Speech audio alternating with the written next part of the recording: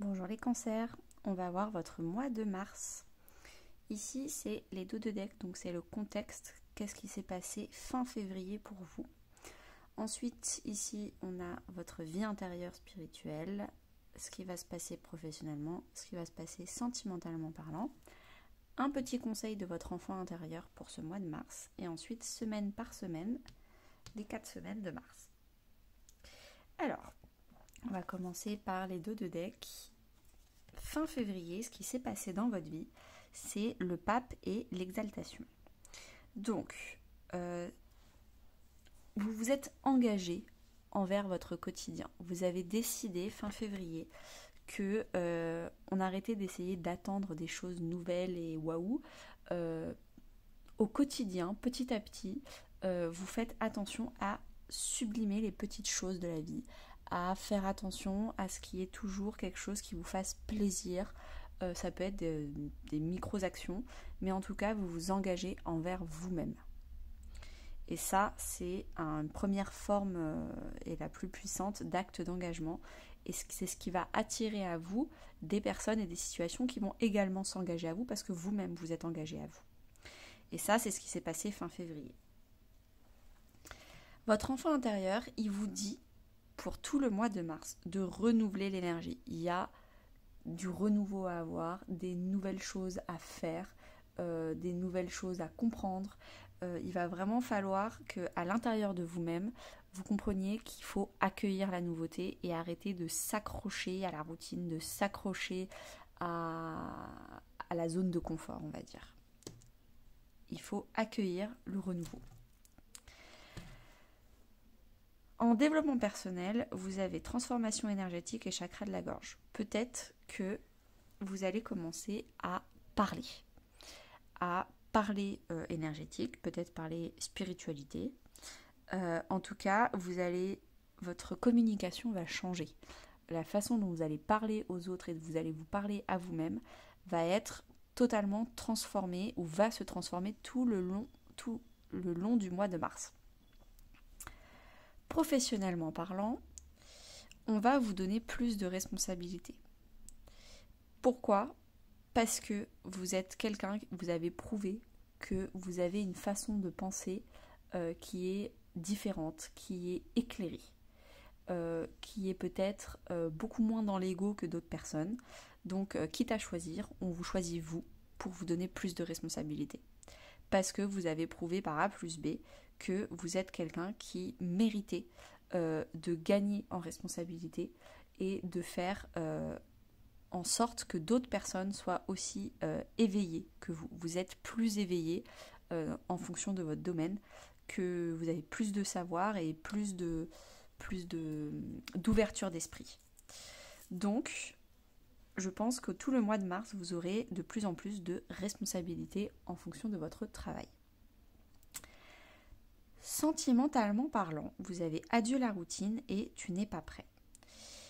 Je pense que ce n'est pas le moment de se concentrer sur sa vie sentimentale pour le mois de mars, pour vous les cancers.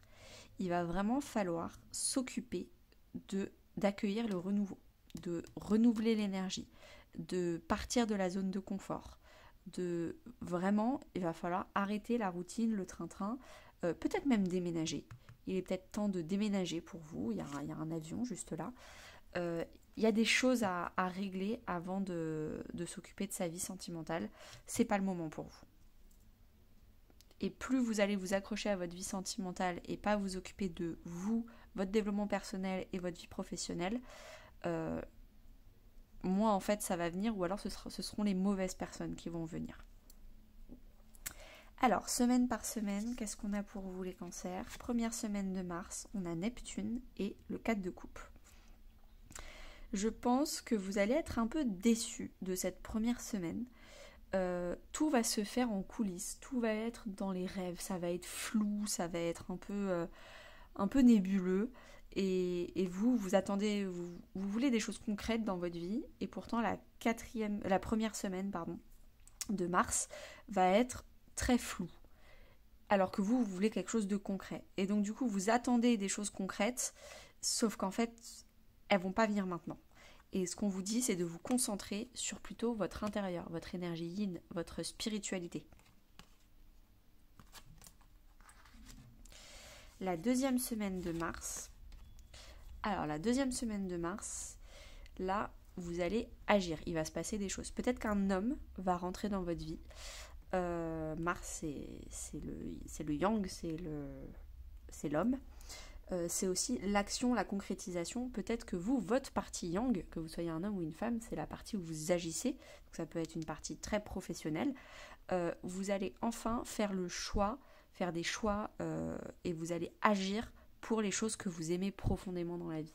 Si vous hésitiez entre deux boulots ou si vous hésitiez entre deux vies, vous allez concrètement agir pour savoir, parce que vous savez à l'intérieur de vous qui est fait pour vous. Avec la carte des amoureux, c'est une carte de choix, de suivre son cœur et de ne pas suivre son ego.